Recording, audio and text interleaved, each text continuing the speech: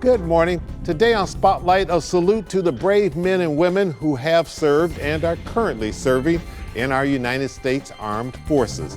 May is Military Appreciation Month. As this special time of year winds down and Memorial Day events approach, we'll have a conversation with officers who are working to protect our freedom. Our guest, VFW Detroit Area Regional Director Sidney Love Jr., an Air Force veteran, National Area Supervisor of the DAV, Quan Tillman, a Marine veteran. From the U.S. Army, Sergeants David Springob and Ryan Hall. From the U.S. Marine Corps, Gunnery Sergeant Sean Jones and Staff Sergeant Samuel Hamilton. From the U.S. Navy, Musician First Class Carl Schulte. It's Sunday, May the 29th. I'm Chuck Stokes, and this is a Spotlight Military Special.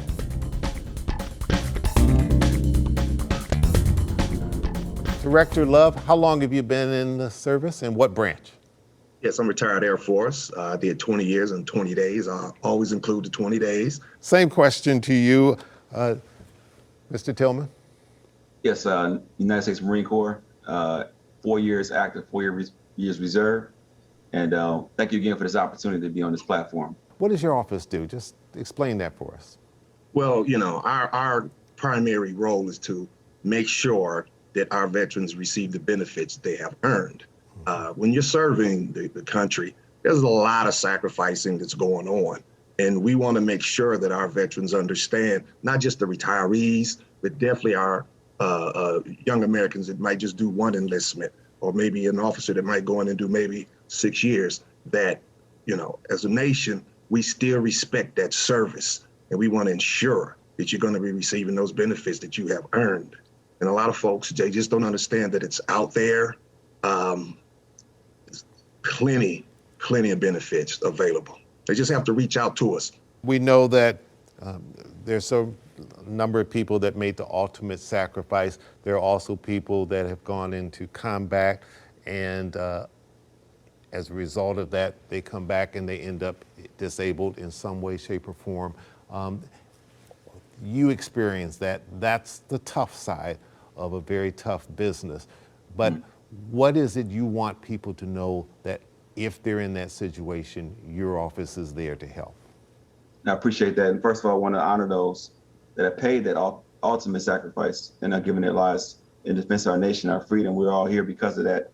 And what I want to say is that for what we do as DAV, we provide those free services for anybody, including those surviving spouses and family, those that are left behind. They need benefits. They need help with, you know, maybe education, housing, healthcare, and whatnot. So there's a lot of benefits out there may not be aware of. That's what we do. We do it free of charge. There's no cost of any of our services we provide. There's no membership required as well. And thankfully here in Michigan, the DAV, and nationwide as well, we have our services nationwide. We provide these services to these men and women that have served and the veterans. But here in Michigan, we have a collaborative effort with the Michigan Veterans Coalition. And so that's the VFW, you just mentioned there, the DAV, the American Legion, Vietnam Veterans of America. We all collaboratively work together along with the counties and the Michigan Veterans Affairs Agency. So I want to make sure they get connected, and that way they can be taken care of, and also their families that serve right along with us. If people want to avail themselves of all these different services, is the best place to go is to go to your website, get information there, and then take it from there? Absolutely. That's a good start. At the same time, we are located in some of the common areas that veterans go to, the medical centers. We're in the regional office, the federal building downtown, on the 12th floor. We have 4 service organizations there to assist any veteran that comes in there. And we're able to assist in a variety of ways. And my advice to all veterans out there who haven't sought any benefits, do not start pursuing these things on your own. You can, but I advise you to go through us. Dealing with the VA and getting things processed properly can become very, very stressful because it's a slow moving process more often than not. And we try to avoid a lot of the speed bumps along the way. Officer Tillman, what's the biggest challenge you face in delivering the services that you have? What is it that people perhaps come to you the most and ask and say, this is what I need? I tell you, the invisible ones are some of the bigger needs I'm seeing a lot. We're seeing a lot more of, and that's the mental health. The mental health is a huge issue for a lot of veterans that have served, downrange or dealt with some traumatic events, and also chronic pain. Both of those are probably the two biggest things, and we're noticing an uptick, as you've probably seen in the media as well, with suicides. And a lot of it has to do with that chronic pain, can't alleviate it, and also, the mental health, the invisible wounds. You can't see that in somebody, and a lot of them they're suffering in silence. So again, this is the platform. Let's just go ahead and say, listen, if you need help, you're being strong, reaching out. There's nothing weak about that. You're being very strong to step up and say, I need help. And that's what we're here to do, again, free of charge, is take care of these men and women that serve and make sure they get connected to that health care they need. And those benefits as well that come along with that.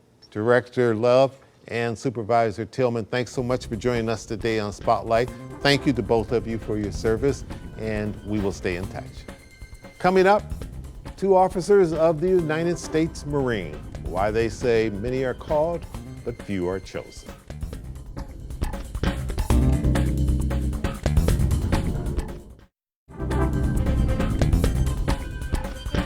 How long have each of you been in the service? I'll start with you, Sergeant Jones.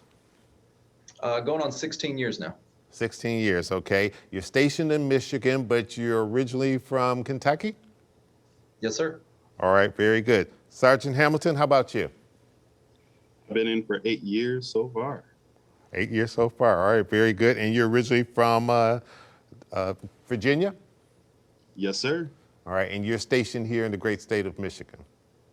Yes, I am, and I love it. When you look out to young people and try to entice them to become a Marine, what's your quick sales pitch? What is it you say to them that you hopefully capture their attention and entice them to say, it's been good for you, and let me take a chance at doing that? Either one of you. Sergeant Jones?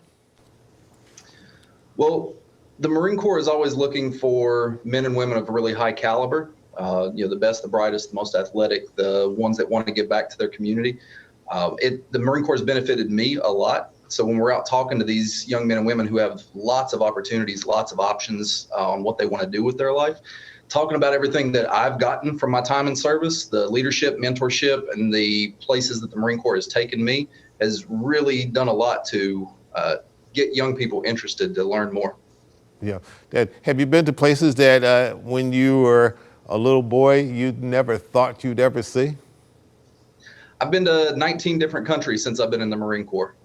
Some better than others, but I've been a lot of places that I never thought I'd get a chance to go to. Absolutely.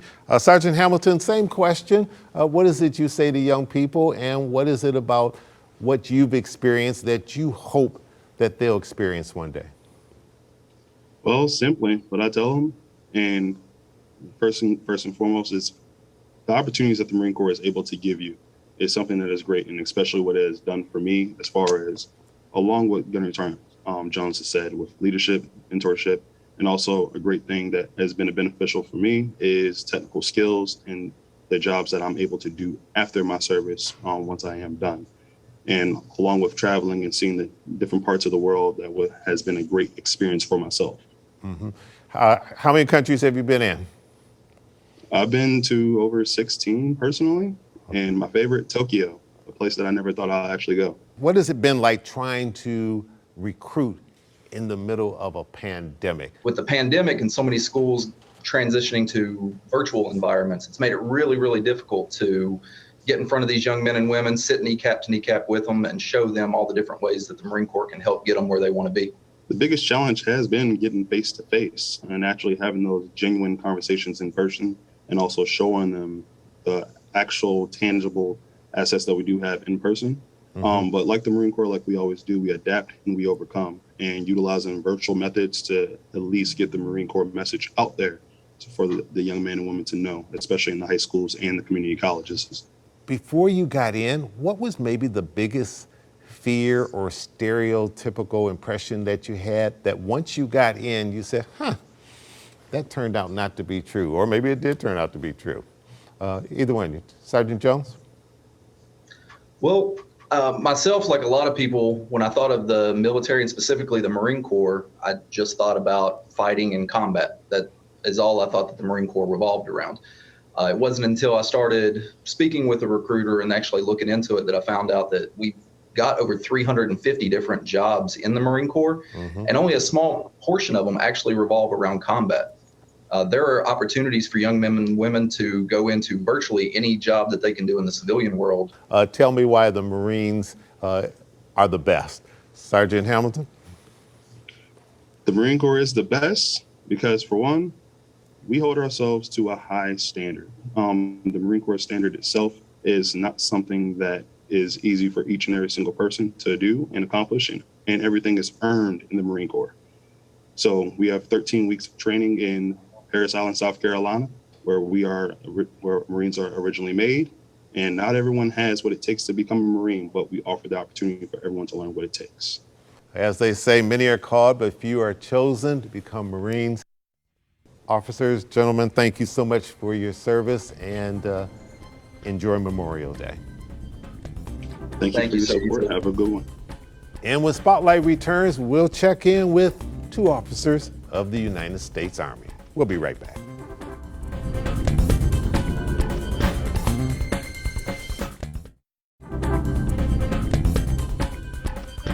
What's the best part of recruiting? Sergeant Springer? In my opinion, it has to be getting out and meeting just a whole different world of people. I get to meet all kinds of interesting and fun people all the time, and really get to interact with many different cultures that I never thought I would. Just getting out in the community, sharing our story, your personal story.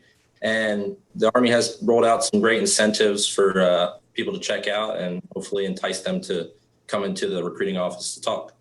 Sure. Oftentimes when people think about going into our armed forces, they think, okay, that automatically means combat.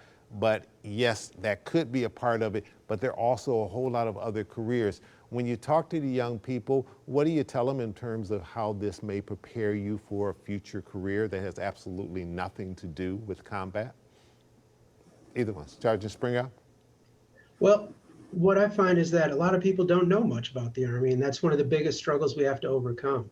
There's over 150 different careers in the Army.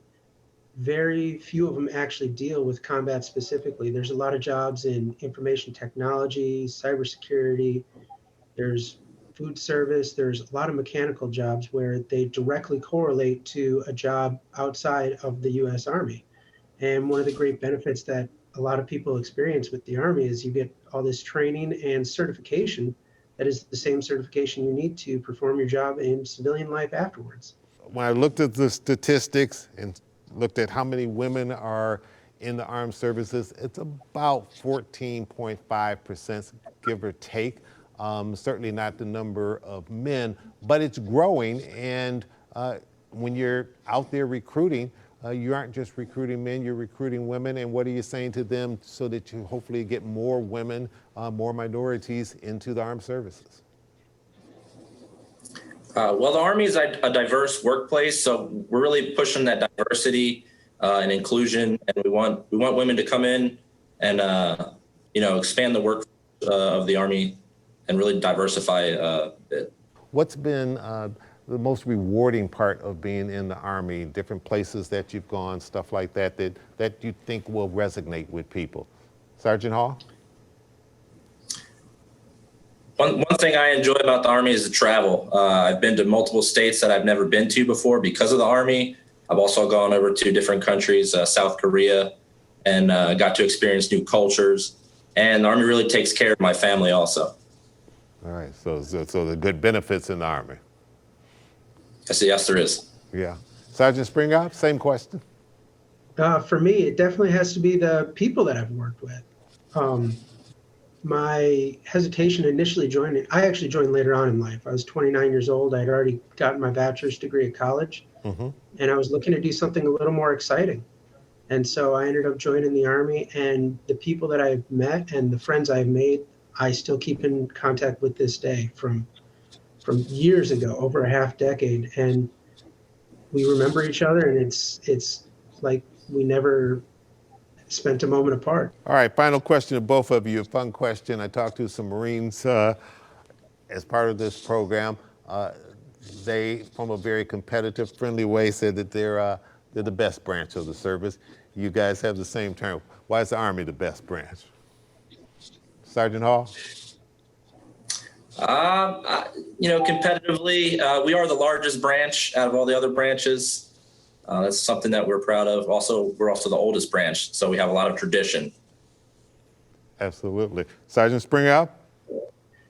I'm not as in-depth as Sergeant Hall. I have to use my sense of pride a little bit and say we're the smartest, we're the best looking, we have the best looking uniforms, and nobody can take that away. No, nothing shy about you. No, not at all. All right. Officers, thank you so much for joining us today on this Spotlight Special. Best of luck to you in the Army. Thank you for your service, and we will stay in touch with you, and best of luck recruiting. Thank you. Thank you so much for having me. Thank you, and happy Memorial Day to you. Up next on Spotlight, inside the U.S. Navy.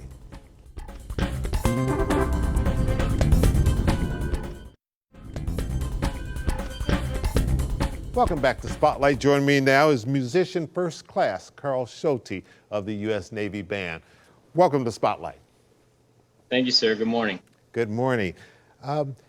First and foremost, I understand you are a Michigander, born and raised in the Clarkston area? That's right, sir. All my life, went to Clarkston High School and even did some college in Michigan, so it's definitely home for me.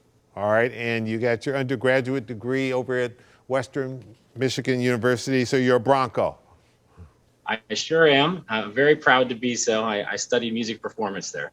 Excellent, and then you got your graduate degree at DePaul University over in Illinois, so you got strong Midwestern roots. Currently, I'm stationed north of Chicago, about 45 minutes in the Great Lakes, Illinois area. You've had a lot of fun, and you've toured the world, and you get to play before the president and the vice president.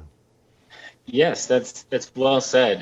Not every job in the military is the same. There's lots of ways to serve. And for me, the most exciting part was the adventure aspect to it.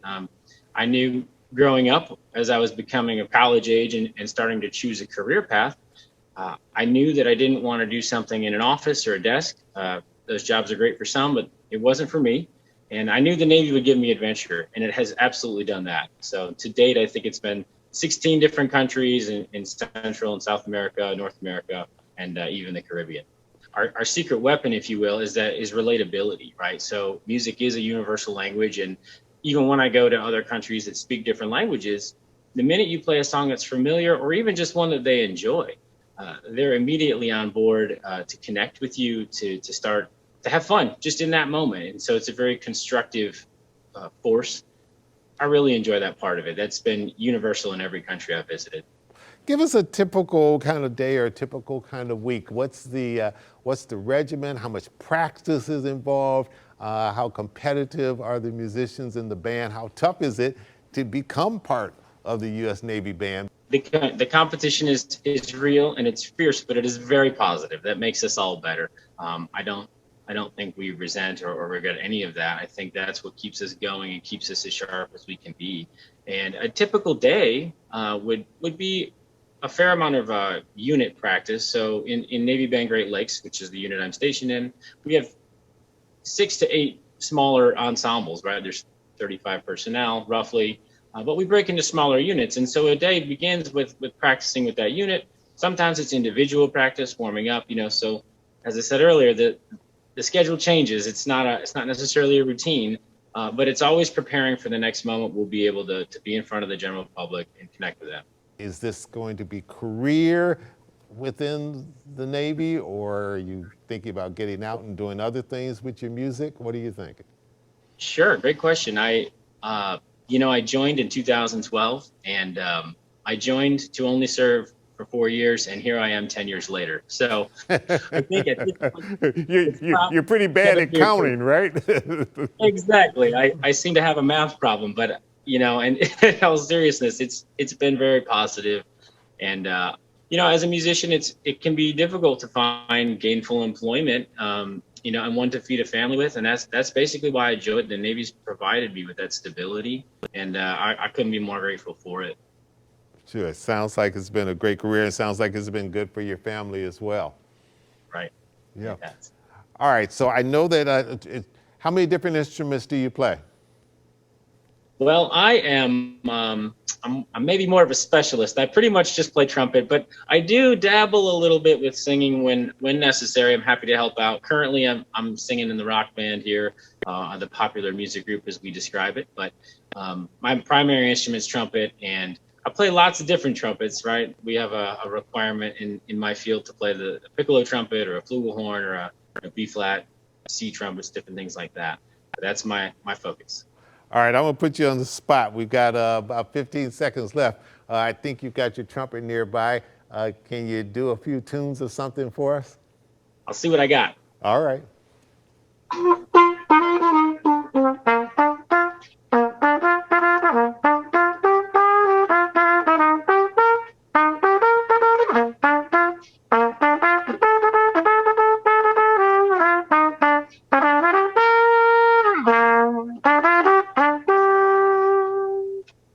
Excellent. All right. Carl Schulte, musician first class for the U.S. Navy Band over there in Chicago, Illinois. Thanks so much for joining us today on Spotlight. Perfect way to get us in the mood for Memorial Day and celebrating what turns out to be a busy weekend where people are cooking out and doing all sorts of things as sort of the official beginning of summer. Best of luck to you. Thank you for your service, and we will stay in touch with you. Thank you, sir. Greatly appreciate it. We'll be in town for Navy Week Detroit from July 11th to the 17th. We just want to give Detroit an opportunity to personally connect with their Navy. So come out and see us. You can check us out on Facebook or Instagram at Navy Band Great Lakes. You'll find more details about our performances to come. We look forward to seeing you there. All right. Thanks so much for joining us today on Spotlight, and have a great week. Thank you, sir. Special thanks to all of my guests today. And finally, we would like to recognize our military veterans who serve us faithfully here at Channel 7 every day in different departments. They even had a special lunch this past week with our Vice President and General Manager, Mike Murray. We salute Keith Booth, Derek Davis, Marlon Falconer, Alicia Dixon, Timothy Morrison, and last but certainly not least, Rob Kemp, who routinely directs this Spotlight on the News program, but is on vacation this week. I'm Chuck Stokes. See you next week.